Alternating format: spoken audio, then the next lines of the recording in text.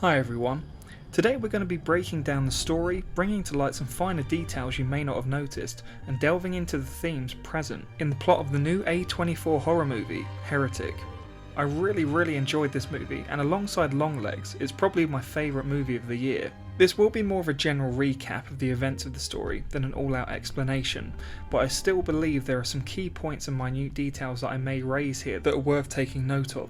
Also, very quickly, if you haven't subscribed to the channel as of yet, please consider doing so with notifications. And if you do enjoy this kind of content or videos, this helps support me and drives me to create more. All of your support helps greatly. Heretic stars Hugh Grant, Sophie Thatcher, and Chloe East. The story is of two Mormon missionaries. We're introduced to Sister Paxton and Sister Barnes in the midst of a conversation about Magnum condoms, and Sister Paxton states she's heard that they're the same size as normal.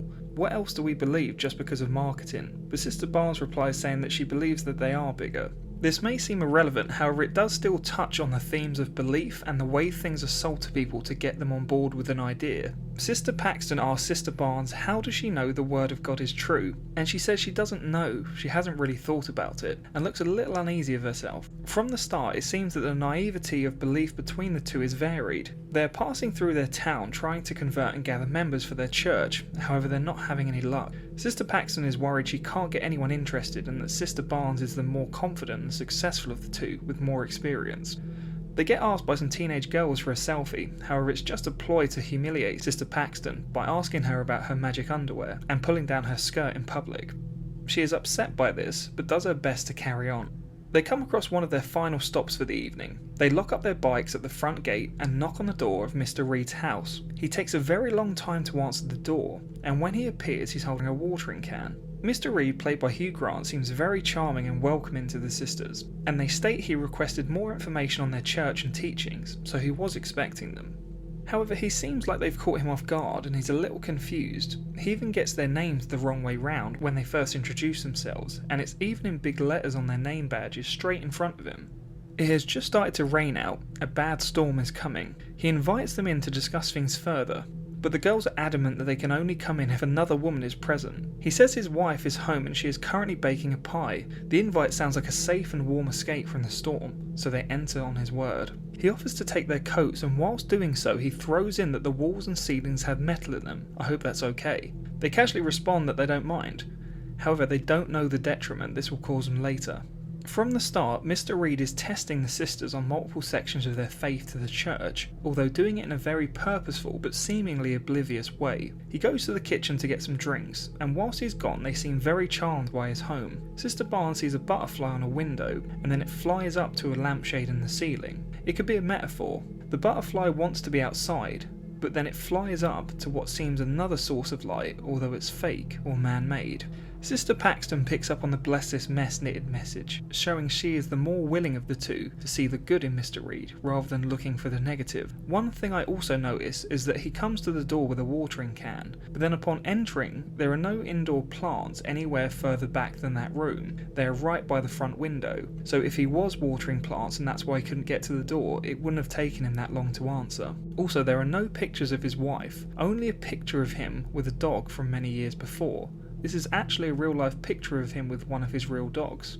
I've also read an interview with the set designers that the wallpaper of Mr. Reed's living room from a distance is meant to resemble a spider's web, and up close have more of a Rorschach design. Even the feng shui of the room was laid out to make it feel as if they're also trapped like the butterfly. The only clear view of outside from a window is behind them out of view, but the long dark corridor is within their view at all times. Also, the placing of the lampshade creates a shadow over Mr. Reed's head, which is supposed to represent a dark cloud. He returns with a tray carrying 2 Cokes and a candle. The Mormon faith doesn't allow caffeine and alcohol. This is a small test on their part to see if the girls will bend their faith in order to oblige a polite host. Mr. Reed has also returned without his wife, saying that she's shy. He talks to them at length about his thoughts on religion as a whole, and Mormonism in particular. He says he is trying to find the one true religion. He asks them some questions about themselves, and Sister Paxton says she was born into the church. However, Sister Barnes' mother was a convert after her father passed away.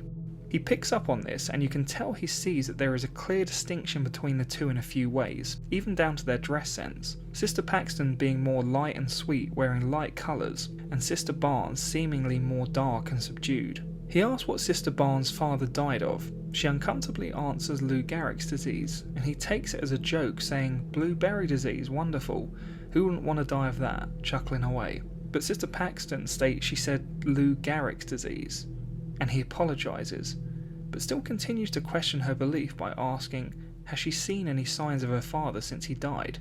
She seems very uneasy and says that she hasn't. Mr. Reed then spots a small scar on her upper arm. This is imperative to Mr. Reed's first impression of Sister Barnes and how strong a believer she is of the afterlife. If she was so convinced of her faith, you'd think she would see any little sign as a sign of her father, but stating she hasn't seen any tells him what he needs to know of her. Sister Paxton says that when she dies, she wants to come back as a butterfly. She says she'll land right on the fingertip of her loved ones so that they know it's me. The wall lights all cut out and the girls look concerned. He assures them it's just an issue with the house, but we later learn that these lights are set on a very specific timer when he turns the switch back on. I also never noticed before, but he doesn't rush to do this either. He actually just continues asking questions in the darkness while they're sat there obviously concerned. This theme of control is very present throughout the movie and is very important later on. He asks them what kind of pie they think the wife is making. Sister Paxton guesses a blueberry pie, which he says is exactly correct. Mr. Reed asks if he can then ask them a very personal question. He asks both of them for a drum roll. Only Sister Paxton goes along with this request, while Sister Barnes just sits there smiling awkwardly. This again is an indication she is more willing to go along with his requests. He finally asks them, how do they feel about polygamy? He asks them because he knows that it was once practiced within the religion of Mormonism, but then was later changed due to revelation. He says that he believes it was a way that the founding member of the church could get away with an affair he'd had with a 16-year-old maid whilst married. It was to excuse his behaviour as it was more convenient for him. They feel very uncomfortable and put on the spot, but they both answer differently, Sister Barnes trying to defend it more and saying it was to try and gather more followers and have more children grow up within their church. You can tell she wants to leave, however he then changes the topic entirely when it starts to get a little tense by asking, what's their favourite fast food? Sister Paxton lists a bunch and says that Burger King is the best, however Sister Barnes says Wendy's. Mr. Reed throws out Taco Bell as a suggestion. She then mentions that she can't talk about Taco Bell, like she has a bad history with it, although it's convenient he manages to mention the one chain that she has an issue with, like almost before he had some prior knowledge of her before she arrived tonight. After Sister Paxton has stated Burger King's the best, Sister Barnes just says, I vote Wendy's, and straight away Sister Paxton agrees, again showing she's very easily manipulated or led to decisions based on what other people are telling her, that he's trying to find the Wendy's of religion. He studied it for many years looking at many different aspects, and in the end, the more you know, the less you know. All different sects, religions and cults all claim to be the one true religion, however he thinks that he has now discovered what he believes to be that. It seems like he's waiting for them to ask what that is, but after a pause they finally just ask to meet the wife once more, and they shouldn't be having this conversation without her. He says he'll go ask, and he resets the timer on the lights casually. Sister Barnes turns the now extinguished candle around to face them, and is shocked to discover the scent of the pie has just been coming from this candle in the room with them. You can tell that she has a very bad feeling about this and wants to wrap this up and go. However, Sister Paxton seems more naive about the situation. He re-enters to say his wife is ready for them, and now to follow him. There is a dark corridor. He starts to head down and they lie and say that they're getting a phone call from the church as an excuse to leave. They then say they'll need a few minutes. They then start to panic and try the front door, only to find it's locked shut. They can't open it no matter how hard they try. Sister Barnes then realises even if they can get out the front door, they still need to open the bike lock with the key, which is in her coat pocket, which Mr. Reed took out of the room when they first arrived. The timer of the lights goes out again, and the girls have to make their way down the corridor, which has a really creepy statue at the far end. It really reminded me of the use of religious statues in The Exorcist III Legion. They approach slowly and finally make their way to a mock-style church in the middle of Mr. Reed's house. He's carrying boxes across the room as if he's excited to show them something. Again, the wife is not present. They tell him that they've just received a call from the church and they're being summoned back. They need to get their coats and leave. Sister Barnes, however, says she doesn't have the key for the bike in her coat pocket anymore. Sister Paxton then finds it in her coat, which it wasn't before. This means that whilst they were out of the room, he has been through their pockets. He calls them out on their lie about the phone call and says that you don't have to make excuses. I told you when you entered my home there is metal in the walls and ceilings. This means they wouldn't have had any signal to make or receive any calls. He acts genuinely upset that they're leaving and says that they're free to go whenever they wish. They ask him to unlock the front door and he states that he can't. It's on a timer lock and it won't open again until morning.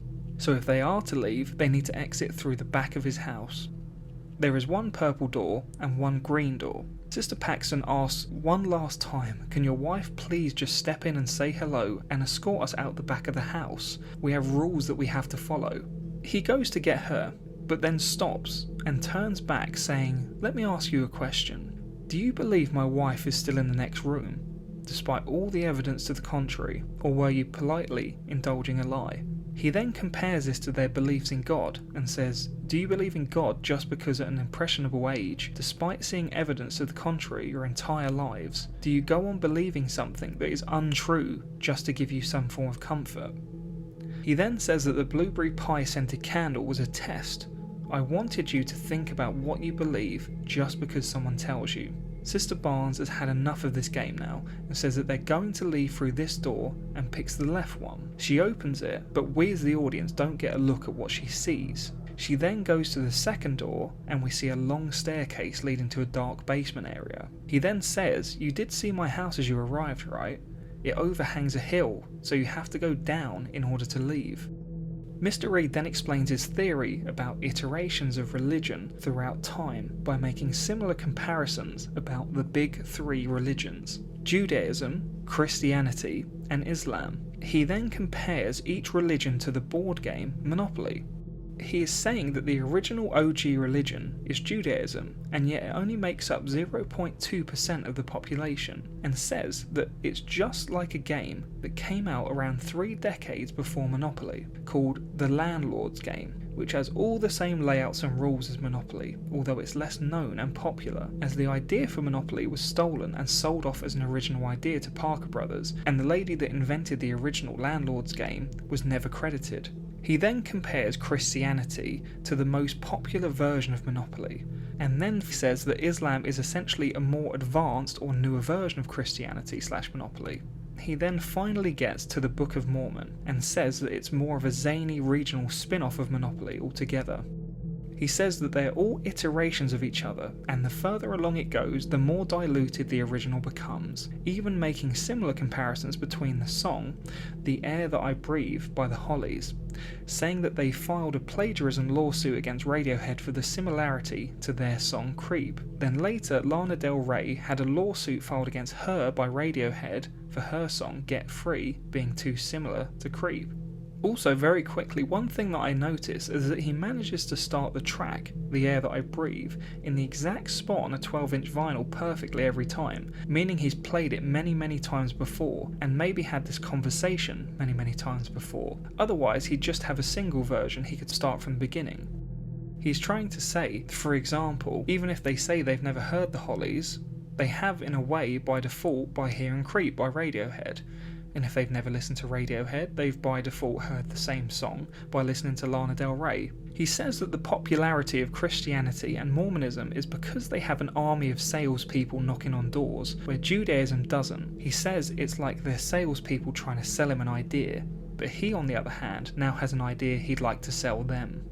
He then shows them some slides and images, as well as some further information he has researched regarding how many religions share very exact details, predating the birth of Jesus Christ by at least 1,000 years, such as the ancient Egyptian god Horus was born of a virgin on the 25th of December, Krishna was born of a virgin, was a carpenter, performed miracles, and was resurrected after death. Attis was born of a virgin on the 25th of December, was crucified and resurrected after 3 days, and on the list goes. He says it's impossible to deny the influence of these stories on each other.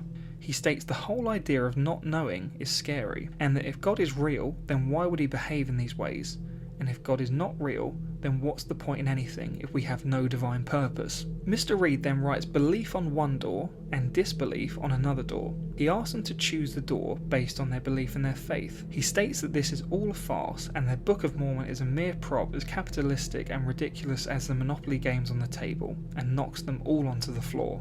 When Sister Barnes collects her Book of Mormon he threw down, she sneaks a letter opener that was on the ground. Sister Paxton wants to please Mr. Reed and tell him exactly what he wants to hear, saying he's very intelligent and they should now leave through the disbelief door. But Sister Barnes isn't having any of it and says it doesn't matter what you say to him, we're being studied based on what choice we make here. She says it's all a coincidence. She rattles off a bunch of discrepancies in his analysis, saying there are glaring errors he's failed to point out. She puts on a brave face and says let's still be honest about us believing in our God and let God decide what happens to us next. They then both leave through the belief door and descend the dark stairway to have Mr. Reed lock them in. Later, we learn both doors lead to the exact same place, and it was more of a test to see which door they would pick. They try and find a way out by climbing on a chair and reaching a locked window in the ceiling, but they knock down a loose plank of wood with 3 nails sticking out of it, which when they hear the door upstairs unlock, they hide it aside should they need a weapon. Barnes passes Paxton the letter opener she picked up whilst upstairs and gives it to her, saying we need a secret word for when to use this on him when he's distracted. They say that secret word is magic underwear. The door to the basement slowly opens to reveal a cloaked woman carrying a lantern and the infamous blueberry pie. She places it on the table, then walks over to a corner of the room, cracking her back, putting her hands in an awkward praying position behind her back. She then hunches over to the ground and starts to pray. A pipe leading to the basement that Mr. Reed can communicate with them starts to play Creep by Radiohead. Mr. Reed can then be seen writing down a list of the events and their exact times of the evening so far, almost like he's had this worked out to a T from the start. He then states to the sisters through the pipe that they are in the presence of a real-life prophet of God and they will witness a miracle. The miracle is that the cloaked woman will eat a blueberry pie which has been poisoned and that she will die and then return to life. He needs them to both witness this so that they can verify that he has proven he has found this one true religion. She starts to eat the pie and finally drops down dead from it. He asks them to check her pulse to try and see if she is fully dead, and she is. There's then a ring at the doorbell from the head of their church looking for them as they haven't returned yet. When he opens the front door after disabling the lock, again which he lied about earlier saying he can't open until morning, the elder asks if he's seen the girls, and Mr. Reed says he hasn't and this is his first caller of the day. The girls are at the top of the stairs screaming to try and get his attention, but he can't hear them. They then spot a box of matches which were knocked onto the floor earlier and pull the rug towards the door to grab these. They want to try and cause smoke to come out of the pipe in order to alert the elder at the door. However, by the time they reach them, he's already left. I was wondering why he didn't see their bikes attached to the gate, but it's explained later why. Paxton now notices that the woman is in a different position on the table. Barnes is just more concerned about getting the fire lit and just says that she's remembering it wrong, but Paxton is certain something's different. The lady does then resurrect and is over the shoulder of Sister Paxton. The resurrected prophet states some things that she remembers from her time on the other side. She mentions a conductor, white like clouds but not clouds, and that it is not real. We believe she means the afterlife is not real. It's explained later what she really means.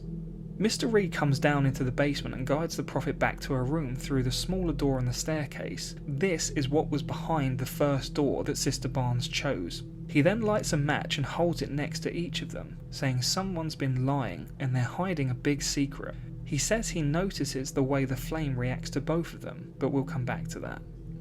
He excitingly asks them what they heard her say and begins to take notes. They don't fully state what she said, but also mention she ended it with, "It's not real."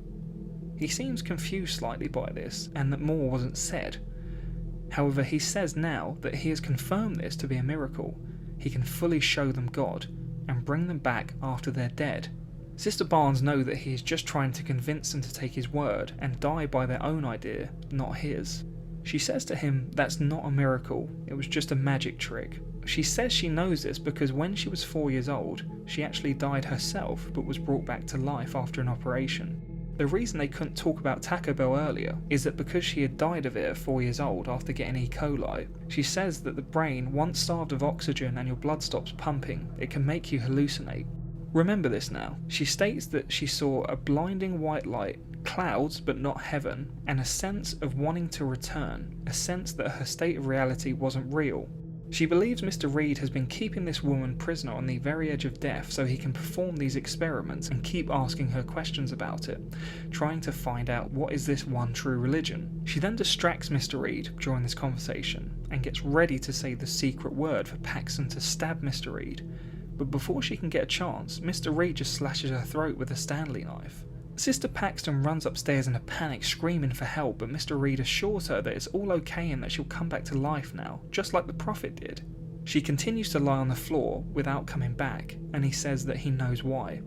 He cuts along the scar he noticed on her arm earlier and finds a birth control implant. He believes it to be a microchip and says that she's an NPC. It's because she's not a real person she can't come back. Sister Paxton asks what he's talking about, and he says it's simulation theory. The idea that our reality is just a program and everything we're experiencing isn't real. He also has been staring closely at candle flames up until now in strange ways, and he also says that this is part of the theory is that flames are hard to render and they react differently to different NPCs. That's why he was holding the flame towards both of them in turn, seeing if it would act differently between them. He then quotes a famous philosophical question known as the butterfly dream, where he says, "Am I a man dreaming I'm a butterfly, or a butterfly dreaming that I'm a man?" Paxton responds by telling him the microchip is actually just a contraceptive, and she doesn't believe in simulation theory or his miracle. She says she thinks that he's improvising because something happened tonight he wasn't expecting, and this was that the prophet ad-libbed something he hadn't planned her to say. She accused Mr. Reed of switching the bodies out when they were distracted by the doorbell. She explains this in detail and states that he'd changed the dead body over for another woman's dressed similarly. That's why when she returned earlier, she noticed the body was in a different position. But the prophet went off Mr. Reed's script and warned them that it isn't real, meaning the miracle. Mr. Reed says that if that's the case, then there must be another way into this basement they haven't seen yet.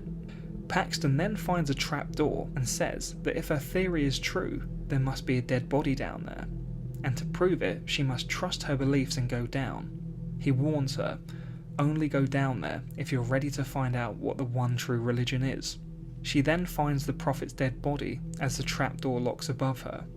She then starts to make her way slowly through a series of rooms all connected and bolted shut, all containing different religious texts and artifacts. She finally happens upon a final room. It's locked with the red bike lock from earlier in the film, meaning that Mr. Reed left the house and moved their bikes to get hold of this lock, which is why the key was in Paxton's coat pocket and not Sister Barnes. She then opens this room. It is illuminated and filled with cages. The cages contain very sick-looking women who have been locked up and kept in freezing conditions. Mr. Reed then comes in and gloats that the reason the key was left in her pocket and not back in the right place was intentional. It's because he wanted her to know that he has been in control of every aspect of her actions tonight, and the only reason she's standing down there in front of him now was not by her choice, but that he forced her to choose that path. He asks her if she's figured it out yet. What is the one true religion? And Sister Paxton responds with, control. He says you're right. The one true religion is control. He says that the women in the cages don't even want your help. They're here because they choose to be. The woman who ate the pie chose to die because of her beliefs, and the same reason he keeps them in these conditions is the same reason her church gives out Bibles after a hurricane. It's easier to control someone who has lost everything. He describes it as drinking the Kool-Aid, which is a reference to the Jonestown massacre where people willingly committed suicide by drinking poison Kool-Aid after being promised some kind of better life on the other side. She asks why he does this, and he says the question is, why do you let me do this? He knows that because of her blind faith that she would easily be led and that he could manipulate her and preempt her every move. He says the church have done the same and chosen every choice of her life, even down to her magic underwear. and upon that she stabs Mr. Reed in the throat with a letter opener from earlier and runs to escape, him clambering behind her. There's an incredible shot from above where she escapes the basement using a ladder, but as the shot pulls out, she's inside the mock-up style doll's house version of the home, like this has all been a big game he's been watching over. She spots a framed picture of the map of hell from Dante's Inferno, and whilst trying to escape, she ends back up in the basement. She then spots the trap door is now open, but as soon as she turns to run, she gets stabbed with the Stanley knife used to kill Sister Barnes earlier.